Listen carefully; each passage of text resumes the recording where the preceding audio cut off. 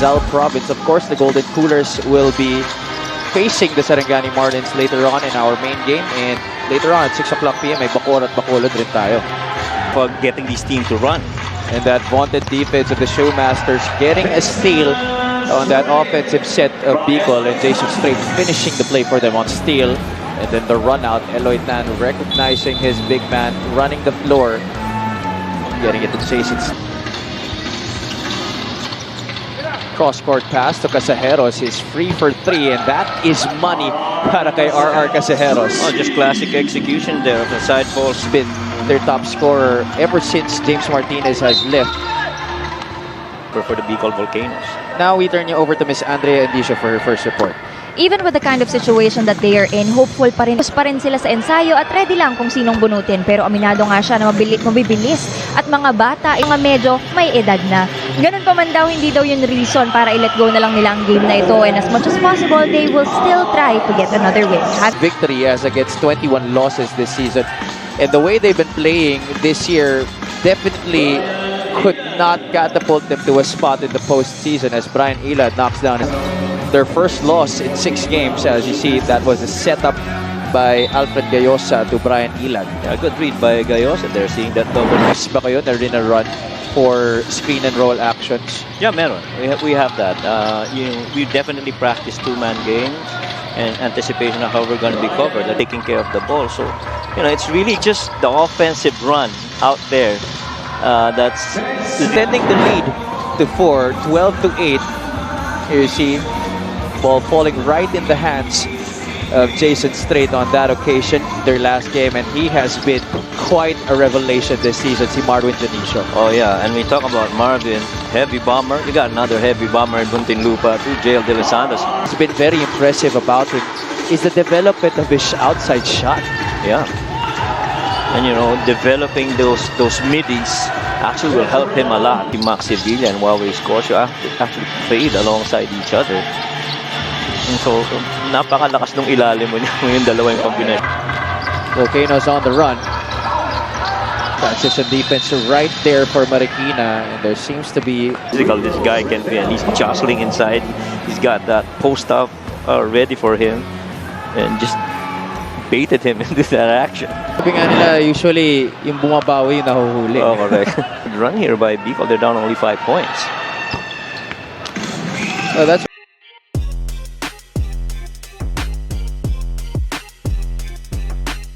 finish strong this campaign, this season. From that strike. Vito, top of the circle, 3. That's no good. Sevilla. I think that's the first offensive rebound of the game. Oh, now yeah, it's the second. And the finish inside by Max Sevilla, powering his way. Imagine that if Huawei's coach was on the other end. Look at that. Really just using all power and all force right there. Nobody can grab that ball out of the hand. Happy and Coach Mike? Thank you so much, Andrea. Well, that is the mark of a great coach. And that's to get them better opportunities. Yeah, and I think that's coming from him being surrounded by really good coaches too. And make no mistake about it, Coach Elvis is part of the Benil. He was coached by Dong Berher, he was coached by Coach Ronel Loterio, he was coached by Coach Dino Enrile. I mean, these coaches are really just, boy, that's what you like about Jasper Boa, who's able to run defensively. Vito this time swishes it through. You gotta give half of that. Yep. Para kay Jasper. Here you see, 3-point shot that is all nylon for AJ Vito. Well, he might have missed. Sure would love to hear what they talk about in the halftime. Delis losing the rock. Landayan is ahead of the back. Landayan will score. Walang in between. It's either first gear lang or fifth gear. Correct. Jonicio, that's another fast break. Then losing that basketball, Jonicio recognizing the guy ahead, which was Jomel Landayan. And then on the other, Gonzalez will not hesitate. Gonzalez could not get it. At Tabay, still no go for Marikina. Jonicio on the 5th. Actually, swerte pa nga dito ang Bicol because Marikina hasn't really converted a lot of those turnovers into points. Right. Casajeros. Correct. Another run out here for Marikina. Casajeros, unselfish play to Jomel Landayan. Will be taking a rest here. 39 seconds left. Jonicio that stroke has been looking very good in that. Look at that, 21 versus 9, not even breaking double digits here. As we wind down the first half. I feel Marikina is going to be a little bit more forceful. Kept up with this with Marikina, and eventually just to fold up transition defense.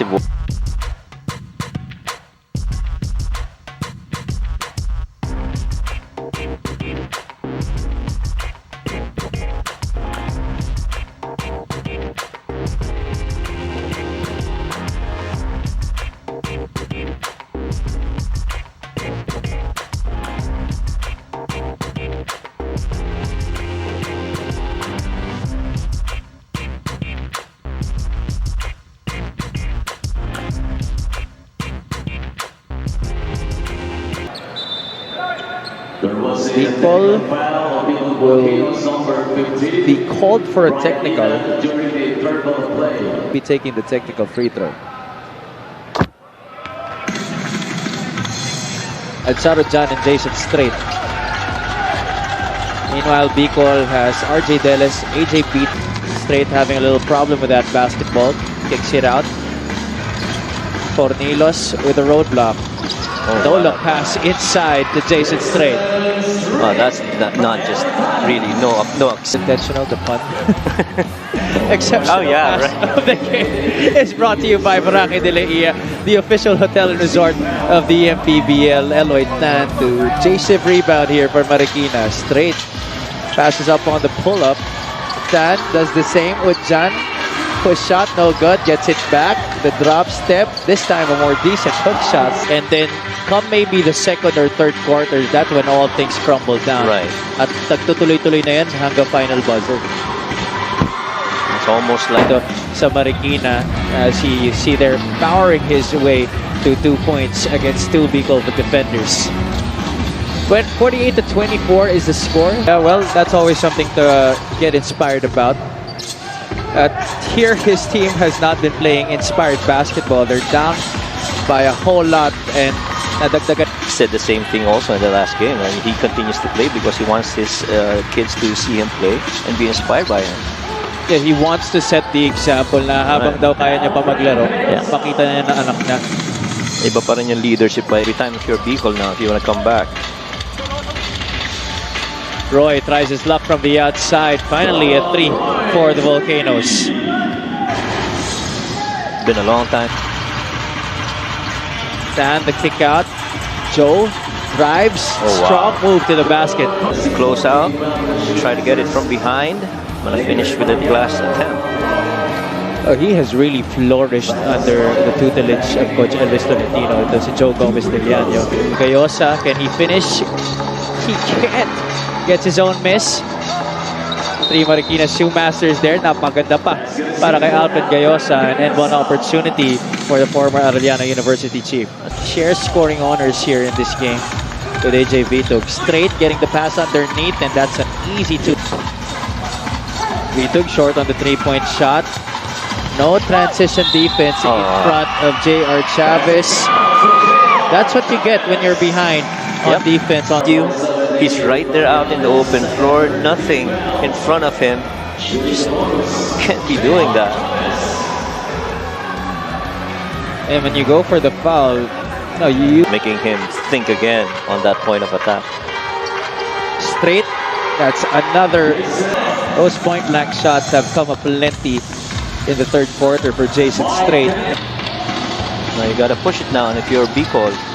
Tefarial from the outside. There you go. Drills that 3-pointer down. Medyo pumasok kahit paano, no?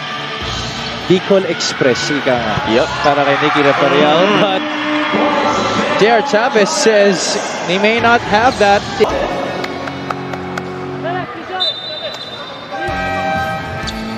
So Nicky Tefarial will be taking 3 free throws. Chavez jumps high for that offensive rebound. Gonzalez will get another opportunity, and this time he does not waste it. Vitug picks up the rock. Deles having trouble with it too, but able to get it up and in. Plus another opportunity at the line for one more. Fumbled it a little bit before he went up. That's only the 5th point of the game para kay RJ Deles. Shoemasters on their offensive set. Casajeros could not hit from the outside. What a rebound by J.R. Chavez. Out jumping and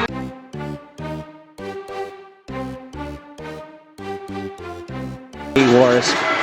If you're already dominating, or rather, maybe not dominating per se, but like playing already very good basketball in the professional level, that just really prepares him for a great season ahead in the NCAA. Mark Atabay, Tisland on the roll, unable to finish. Shot clock did not reset. Ronald Roy hit a three-pointer earlier. That's his second three of the game. Point is a -7 from points per game. Got only 9. Normally does 16, 17. By Brian Elad. Oh wow. Exactly. Bicol got away there and With that. gave a little sigh of relief. Oh yeah, that push on the board. Yeah. Look at the Shoemasters go. They're really still put of the season because no matter what, mukhang ito na yung pinakamababang score ng Bicol even through the end of this game. Their previous low was 55 points against Parañaque. They're what? They're 76 already. We still have how many more minutes left here in this game? And they normally would get that amount of attempt. To find themselves in situations like this, I would hate to be in this kind of situation, being down by 37. Their basketball lineage and you know, maraming magagaling na basketball players from Marikina too. Ujan, one-handed shot. And for Marikina too. Bitug steps back for a three. That's good. That's now 10 points in the game. But not just your chemistry, but also individually, your players to get the confidence. Another huge loss para sa kanila. They've lost by 40 quite a number of times this season. Jason Strait plays the point now. Joshua Gonzalez has been added to that.